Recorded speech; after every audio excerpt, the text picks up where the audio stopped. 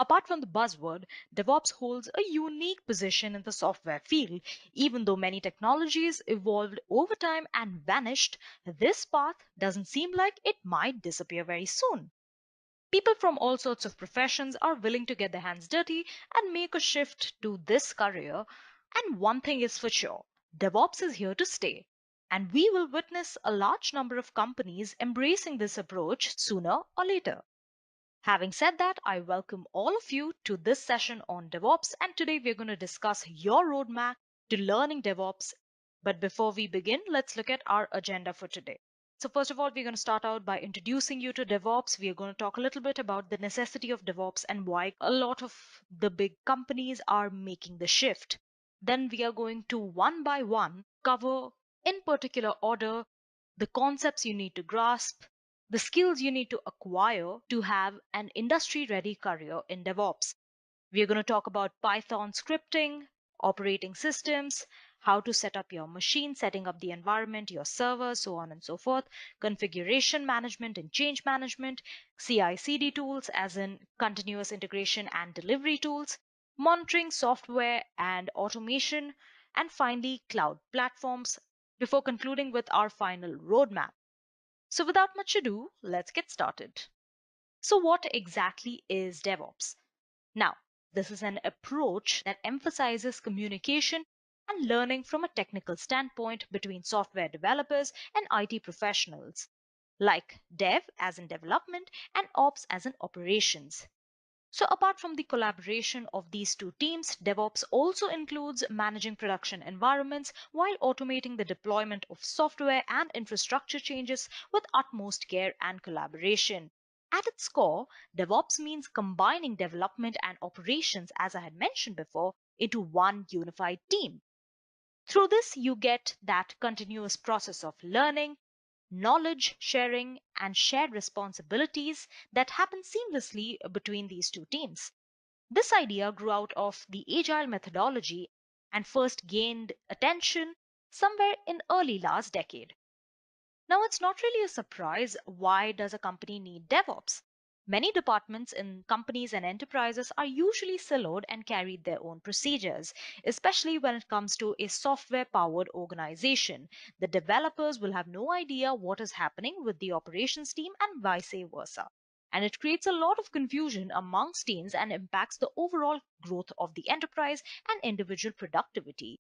The idea of DevOps is to bridge the gap between the development and operations teams to support other departments and in turn each other.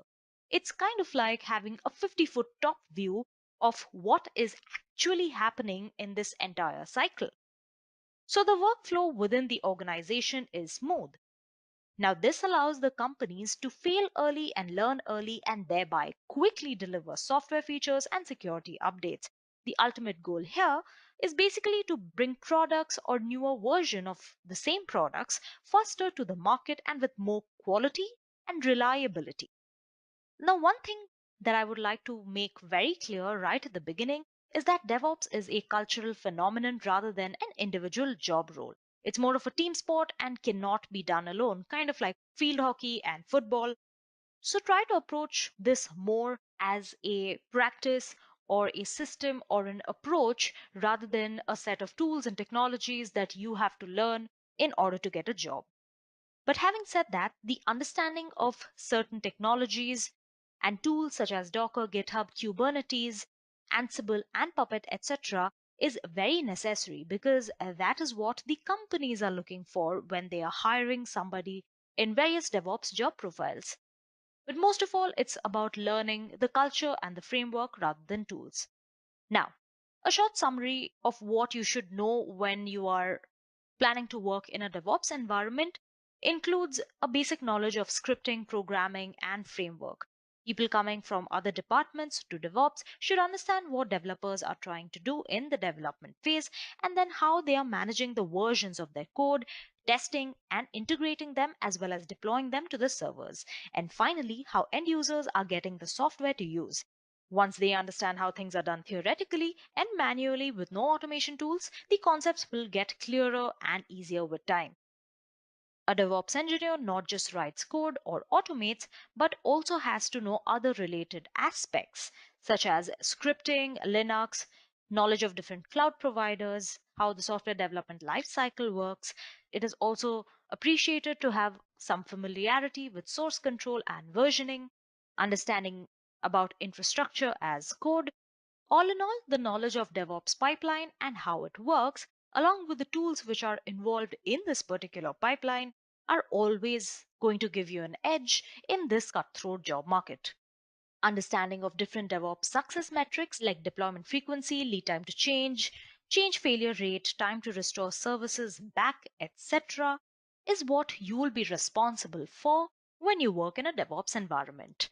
So, where to start your DevOps journey? The problem is that very rarely companies hire freshers to work as DevOps engineers. But that being said, there is actually a huge skill gap in the industry. Firms struggle to hire good DevOps candidates and they often fail because of the scarcity of talent.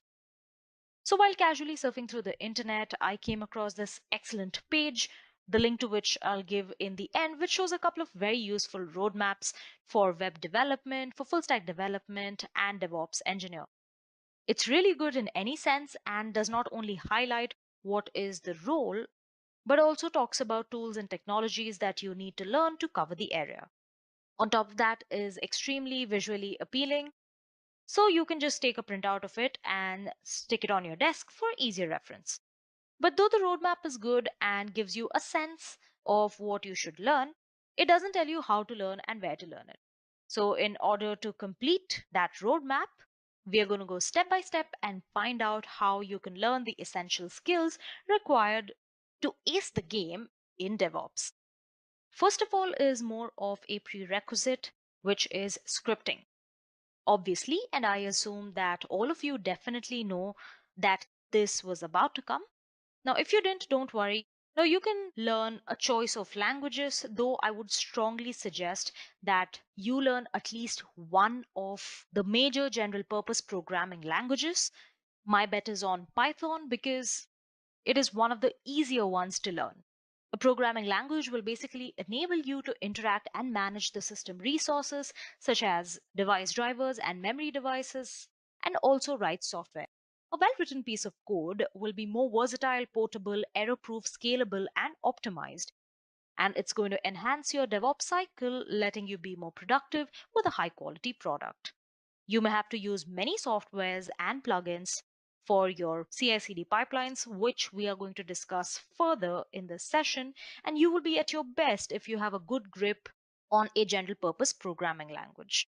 Like I've mentioned earlier, Python is easy to learn, interpreted, high level, and a powerful programming language with an object oriented approach, which is kind of ideal for infrastructure programming and web development due to its ease of use and very clear syntax. Though later in your DevOps journey, you will have to learn Java, which is also an object oriented general purpose programming language, which is synonymous with your containerization philosophy. So, the next thing we need to talk about is different operating system concepts. Now, this is where the ops of the DevOps part comes in. Now, had it been a couple of years earlier, this part of the session would have been solely targeted towards support guys and sysadmin people who were responsible for knowing about operating systems and hardware. But with DevOps, now even the developers need to know about them. You must be able to write code that can interact with the machine resources and have a sound understanding of the underlying operating systems that you are dealing with. So, knowing the OS concepts will help you be more productive in your programming. Now, this gives you the ability to make your code faster, manage processes, interact with the input output devices, communicate with other OSs, optimize the processing usage, memory usage, and disk usage of your program. Now, as a DevOps engineer, with infrastructure role, setting up and managing servers, controllers, and switches becomes easier if you understand the resources, processes, and virtualization concepts extremely well. Now, to be able to administer the users and groups, file permissions, and security, you must know the file system architecture extremely well, along with essential OS concepts, which include, first of all, kernel management, which is the core element of any operating system. This connects the system hardware with the software and is very responsible for the memory storage and process management.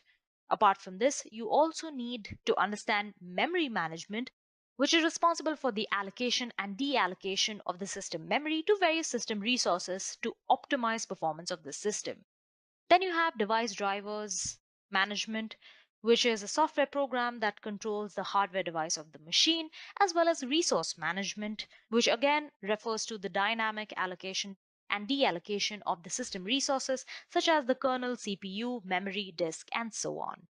Then it's also important to have communication between various input and output devices connected to the machine, such as the keyboard, mouse, disk, USB monitors, printers, so on and so forth.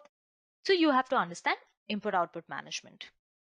Now, every program that executes a certain task is called a process. Now, each process utilizes a certain amount of computational resource. Now, the technique of managing various processes to share a load of memory, disk, and CPU usage, as well as the inter-process communication, is termed as process management. Then you also have to learn threads and concurrency along with virtualization and containerization. Now, this concept of simulating a single physical machine to multiple virtual machines or environments to optimize the use of resources and to reduce the time is basically virtualization. You need to understand this well, as you will often need to replicate the real time environment. Now, Linux containers are a great concept to isolate and package an application along with its runtime environment as a single entity. Runtime environment includes all its dependencies, binaries, configuration files, and libraries. And Docker is a containerized command line tool that makes it easier to create, run, and deploy applications with containers. Now, using both virtual machines and Docker together can yield better results in virtualization. Then finally, you have the file system architecture and the distributed file system. An architectural layout of how and in what hierarchy the data is organized on a disk will make your task of managing data so much easier. And in a client server based application model, your client machine will have access to the data located on your server machine through distributed file systems.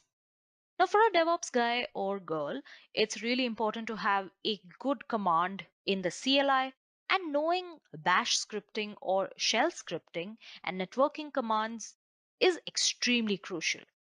You can go ahead and check out our Linux admin certification training, which will provide a good refresher to both beginner and experienced Linux users. The next thing on your roadmap will be setting up the machine, as in what is and how to set up. Now, as a DevOps champion, you should know what is setting up your machine and how you can set it up. Only then you can think about automating it. Now, in general, you should know how to set up a web server like Nginx, Tomcat, and Apache, and also know about caching server, load balancer, reverse proxy, and firewall.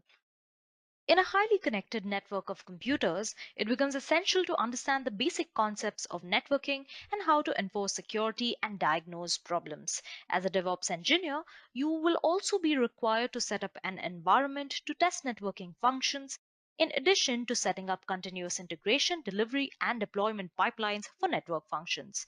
So make sure you learn the basic concepts like DNS routing, IP addresses, firewalls, and ports, basic utilities like pings, SSH, netstat, load balancing, and TLS encryption. And also understand the basic protocols and standard rules for networking, such as TCP/IP, HTTP, SSL, SSH, FTP, etc. Configuration management tools such as Ansible and Jenkins can be used to configure and orchestrate these network devices as well. Now, the next thing is probably the most important if you want to get into DevOps, and this is also the most vast area of this particular roadmap, to learn infrastructure as code or configuration management. Now, the IAC configuration files are used to build CI/CD pipelines. It enables DevOps teams to test applications or software in production like stable environments quickly and effortlessly. Now, these environments with IAC are repeatable and prevent runtime issues caused due to misconfiguration or missing dependencies. Now, basically, IAC is to define and manage the infrastructure resources programmatically by writing code as configuration files instead of managing each resource individually as a developer. Now, these infrastructure resources, both hardware and software, may be set up on a physical server, a virtual machine, or the cloud. It defines a desired state of the machine and generates the same environment every time it's compiled. But what does it actually do?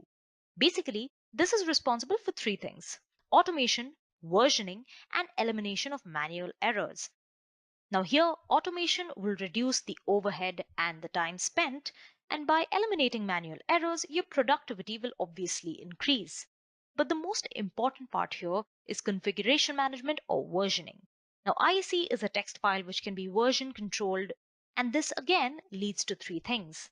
Firstly, your infrastructure changes, such as scaling up or down the resources, or changing and updating your resources, such as your file system or your user management, can be tracked through versioning history. Second, your configuration files are easily shareable and portable and are checked in as source code. And finally, it can be easily scheduled to run in a CI CD pipeline for server management and orchestration. And to do so, you use tools such as Puppet, Ansible, and Chef. Now, there are more, but we are going to look at these three. Now, Puppet is a configuration management tool to build, configure, and manage infrastructure of physical and virtual machines. Ansible is also a configuration management, deployment, and orchestration tool. And finally, Chef is a configuration management tool written in Ruby and Erlang to deploy, manage, update, and repair server or any other application to any environment. So the next thing in your roadmap is CI/CD tools. Now, this is another very important thing in the roadmap, which is to set up a pipeline for continuous integration and delivery. Now, there are a lot of tools in this section, but I strongly recommend learning at least Jenkins, as it is the most widely used and probably the most mature CI/CD tool in the market. Now, this is an open source automation server and it uses Jenkins plugins to automatically build, test, and deploy the source code. Now, Jenkins is a self contained Java based program, and that makes it extremely easy to configure, very extensible, and well distributed. Apart from that, you can also look at some other tools like the GitLab CI, Circle CI, and Microsoft Virtual Studio Team Services. But Jenkins is by far, to my knowledge, the most popular and widely used tool with numerous flexible plugins that integrate with almost any CI CD toolchain. Also, the ability of Jenkins to automate any project really distinguishes this tool from the others. Hence, it's highly recommended to get a good grip of this tool as a DevOps practitioner. Moving on. Now, it is extremely crucial to continuously monitor the software and infrastructure upon setting up a CI CD pipeline to understand how well your DevOps setup is performing. Now, also, it is extremely vital to monitor system events and get alerts in real time. A hiccup in the pipeline, such as an application dependency failure or a linking error, or say the database has a downtime, must be immediately addressed, notable, and taken care of. You, as a DevOps practitioner, must be familiar with monitoring tools. Now, one of the very popular ones is Nagios, which is an open source software application that monitors systems and networks and infrastructure and generates logs and alerts. Apart from that, you can also take a look at Prometheus, which is also an open source real time metrics based event monitoring and alerting system. And finally, as the computational need increases, so does the demand of the infrastructure resources. Now, cloud computing is a higher level of virtualization wherein your resources are outsourced on a cloud and available for a pay as you go basis over the internet. Now, some of the leading providers are, as a lot of you might know, AWS, GCP or Google Cloud, Microsoft Azure, just to name a few, and they will provide varied cloud services such as infrastructure as a service, platform as a service, and software as a service. So, begin part of a DevOps practice, you will often find the need to access various cloud services, say for infrastructure resources, production like environment on the go, for testing your product without having to provision it, to get multiple replicas of the production environment, to create a failover cluster, a backup, and recover your database over the cloud, and various other tasks. Now, there are three cloud providers that I would like to talk about in particular. First of all, you have Amazon Web Services, which provides tooling and infrastructure resources readily available for DevOps programs customized as per your requirement. You can easily build and deliver products, automate CI/CD processes without having to worry about provisioning and configuring the environment. Edureka also provides the AWS Certified DevOps Engineer, which has been designed to help you as a DevOps practitioner in developing advanced technical skills needed to successfully attempt the AWS Certified DevOps Engineer examination. Apart from this, you can take a look at Microsoft Azure as your cloud service provider to create a reliable CI/CD pipeline, practice infrastructure as code, and continuous monitoring through Microsoft managed data centers. And finally, you have your Google Cloud Platform or GCP, which uses Google managed data centers to provide DevOps features like end-to-end CI/CD automation, infrastructure as code, configuration management, security management, and serverless computing. Now, all of these are great platforms, but my recommendation to you would be to start with the AWS as it is the most versatile. Let's take one final look at the roadmap that we have come up with. So basically, you start out by Python scripting, which I strongly suggest serves as a good programming language to begin with, otherwise, as well, and serves as a prerequisite in this roadmap. Then you move on to operating systems. My advice to you would be to learn to live in the terminal for a while, knowing some Linux shell like Bash, K shell, or C shell, and understand the tools and networking commands is extremely critical. It's important to have a good command in the command line. Then, as a DevOps practitioner, you need to know how to set up your machine and environment and learn how to set up a web server, along with concepts such as caching your server, load balancer, reverse proxy, and firewalls. Then you move on to learning infrastructure as code. You must learn about infrastructure provisionings, configuration management, version control, and containerization, followed by the very important CI/CD tools. Here you can look at many tools such as Jenkins, GitLab CI, and Circle CI, experience with building tools, understanding the concepts of CI/CD, the knowledge of a pipeline and how it works, so on and so forth. Moving on, you'll need to know the tools to monitor software and infrastructure, which, apart from setup and deployment, is another important aspect of DevOps. And there are a lot of tools to choose from, like Nagios, Icing, and Datadog, and you can choose one depending on the one your company uses. Sooner or later, you will have to move your application to the cloud, hence, it's important to at least know about some of the popular providers and their basics like AWS, GCP, and Azure. Concluding, I'd like to say there is a good chance that you may already know most of this stuff, and there are a lot of useful resources that you can use. At the end of the day, you should have enough knowledge and experience to bag the job of your dreams. But if you're just starting out, I'd like to say hang in there. It's certainly not going to be easy, but following a set roadmap and guide, you are one step closer to becoming a DevOps practitioner that you always wanted to be. Mastering DevOps opens up the door to new roles and challenges for you to learn and grow. You can become a technical evangelist, a code release manager, an automation architect, an experience assurance, a security engineer, and last but not the least, the job role you've been waiting for, a DevOps engineer. And always remember, DevOps channels the entire process right from the idea on a whiteboard until the real product is in the customer's hands through automated pipelines. I'd like to leave you with that thought. My name is Upasana. Thank you and have a great day.